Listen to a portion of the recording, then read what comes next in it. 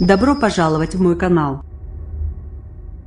Les gardiens de prison restent mobilisés. Depuis ce lundi 6 h, leur syndicat appelle un « blocage total » des 188 établissements pénitentiaires de France pour faire entendre des revendications salariales et sécuritaires.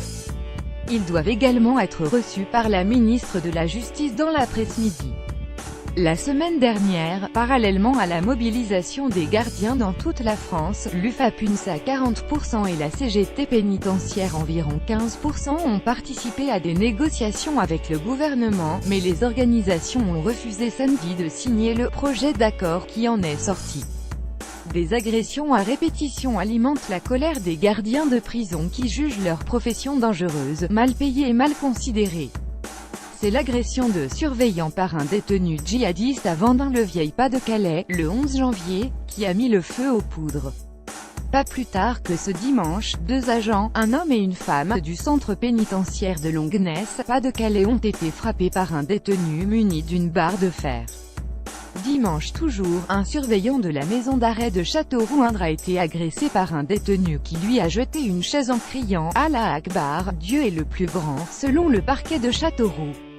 Le détenu n'était pas connu pour être radicalisé. Blocage reconductible, les personnels sont fatigués et furieux. Le mouvement sera dur et ne s'arrêtera pas si le gouvernement ne propose que des mesurettes, a prévenu le secrétaire général de la CGT pénitentiaire, Christopher d'Orangeville, dimanche. Faux pénitentiaire, qui ne s'est pas assis à la table des discussions avec le gouvernement, a appelé à amplifier la pression pour faire notamment entendre des revendications salariales.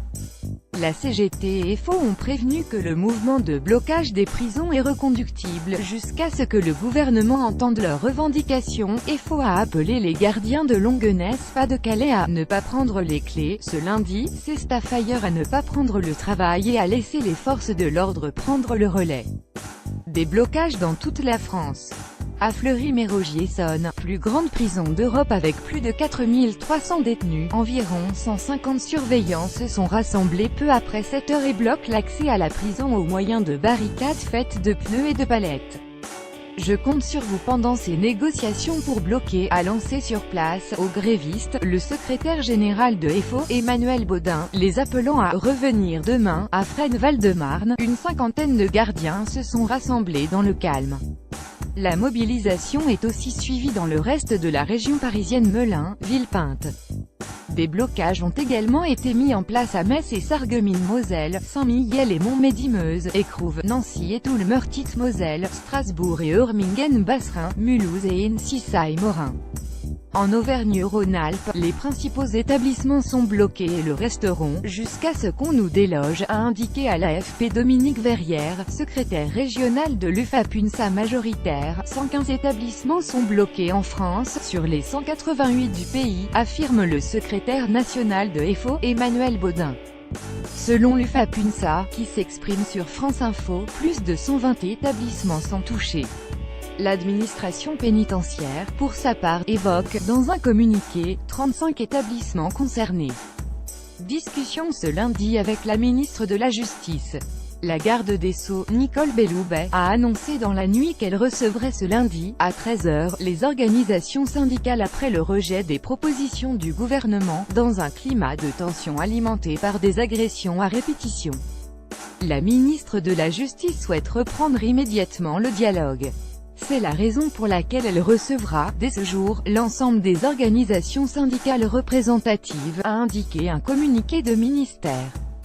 Quelques heures avant le début de l'appel au blocage dans les 188 prisons du pays, la ministre a aussi appelé à la responsabilité de chacun afin que la sécurité et le fonctionnement des établissements pénitentiaires soient assurés. Désaccord sur les propositions gouvernementales.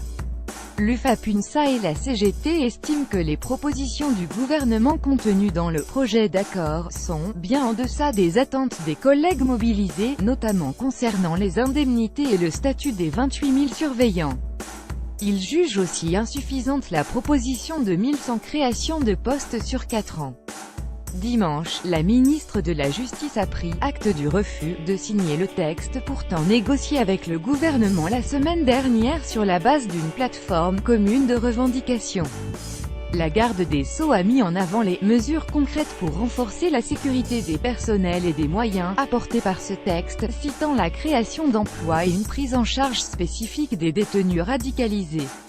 Les trois principaux syndicats demandent des revalorisations soit indemnitaires pour l'UFAP, avec une revalorisation des primes de nuit ou de pénibilité, soit statutaires pour FO et la CGT, avec le passage pour les agents de la pénitentiaire de la catégorie C à la catégorie B.